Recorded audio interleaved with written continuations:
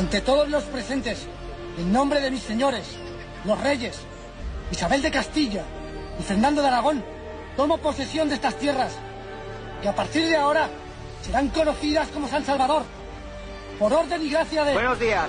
Papeles. ¿Perdón? Los papeles. Permiso de entrada al país, visado, permiso de trabajo, lo que sea. Pero yo no tengo más papeles que el mandato de mis señores, los reyes de Castilla. Ya. ¿En la patera cuántos vienen?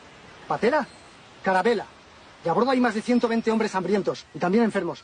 ¡Bajad de la barca! ¡Quedaos en la patera! El que no tenga papeles ya se puede ir dando la vuelta. Perdón, caballero. Mi tripulación y yo llevamos 2 meses de penosa travesía en la mar Oceana.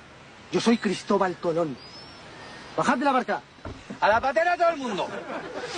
Ya se le ve que es usted Colón, que se quiere colar.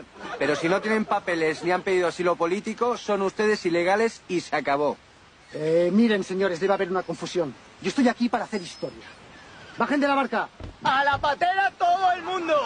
Menos historia y menos historias. A ver, ¿de dónde venís? De los reinos de Castilla y Aragón. Encima tienen distintas nacionalidades. Si esto va a ser difícil de volverlos en caliente. Yo vengo en misión especial para descubrir y conquistar estas tierras. ¿A conquistar? Está claro que no pensáis integraros en nuestras costumbres ni tradiciones. Pero qué costumbres y tradiciones.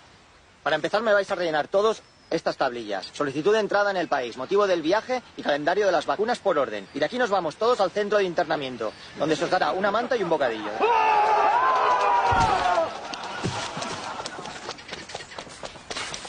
¿Y tú para qué dices nada del bocadillo? Lo de la manta, ¿cómo no van a acabar de manteros si les damos la manta ya de entrada?